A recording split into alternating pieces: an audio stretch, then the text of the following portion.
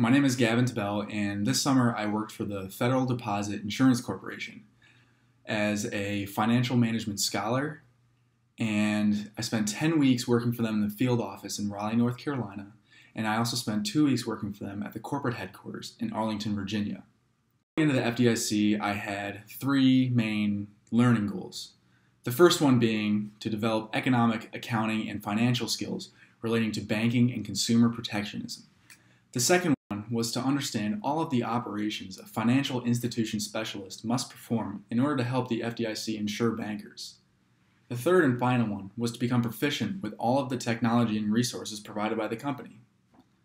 At the FDIC, bank assignments were sort of your projects.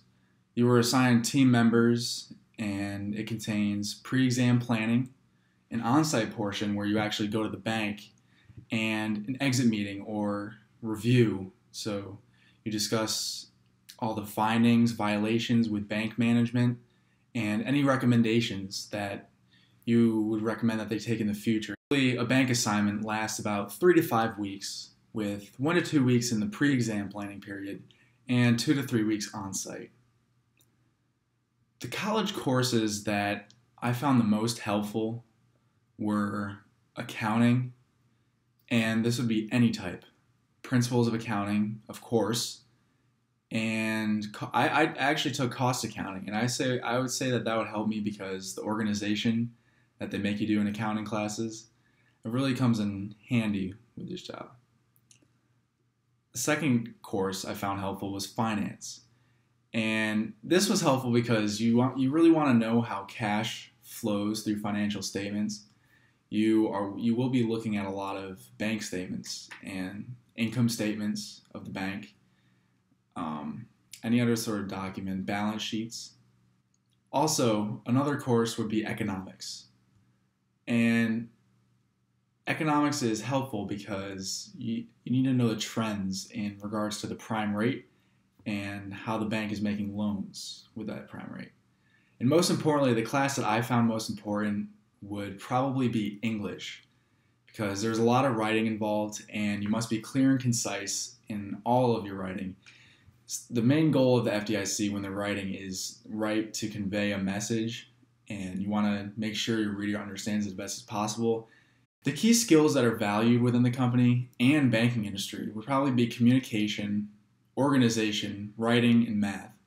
As I said before with the writing, that really ties into the whole English thing. I never really understood how much writing actually is there in the real world.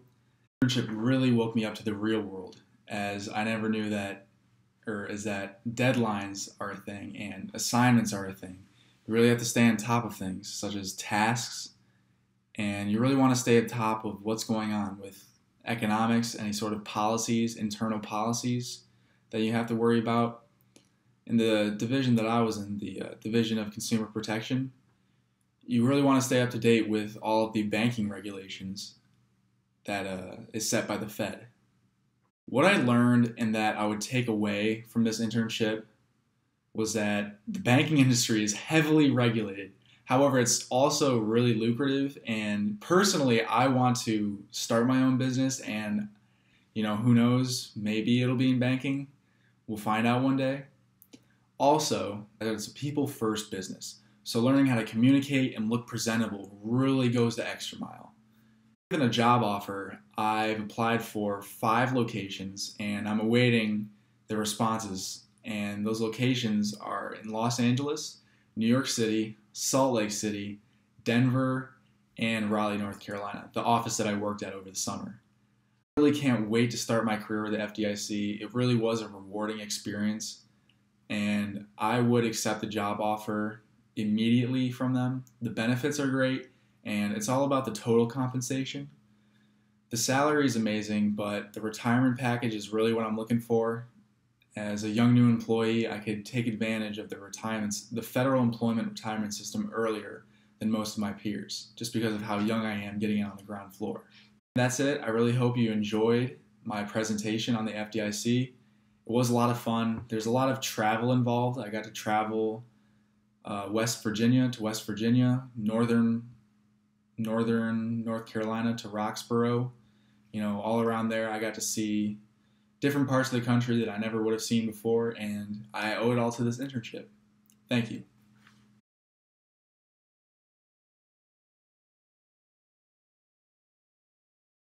Are you ready to start the pre-exam planning for our exam at ABC Bank? Sure am. What types of questions are we trying to answer? That's a great question. The main question we're trying to answer is which areas of the bank are high risk and which are low risk. That will help us decide the scope of our exam. But Meridian, what does that mean? The scope of the exam is what areas we focus the most attention on. Items with low risk have a reduced scope. Okay, that makes sense. So what is the first step? First, we begin our off-site review. This includes looking over prior examination reports, financial data, strategic plans, prior audit reports, board minutes and reports, asset-related reports, and the risk scoping ED module. That is some interesting stuff.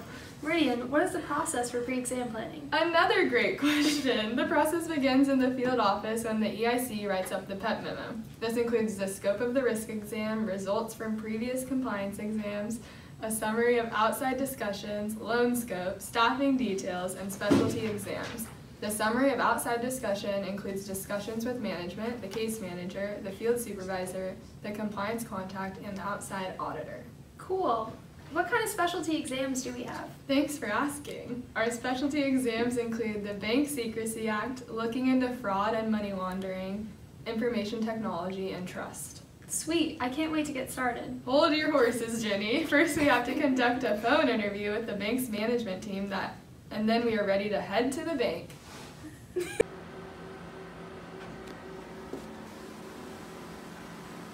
Hello there, and welcome to your introduction to pre-exam planning.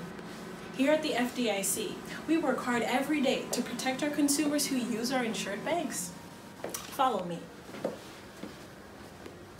Incorporating our core values into our everyday lives, we maintain stability and public confidence by ensuring deposits, examining financial institutions, and trying our best.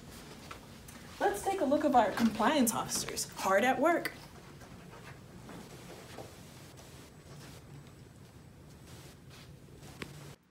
Compliance is based on several steps, or as we call phases. Before we begin the phases, compliance examiners must determine the scope of the examination. The scope includes PSM, Product Service Management, CRA, Community Reinvestment Act, and fair lending. Next, examiners determine the scope of the on-site portion of the examination. During this time, examiners are also reviewing prior exam documents relating to the bank, such as the ROE and work papers. At the same time, the FDIC Connect account is set up in order for the bank to share documents with examiners. Once these steps are complete, pre-exam phase 1 begins. In phase 1, examiners are gathering information from the bank before the pre-exam interview begins.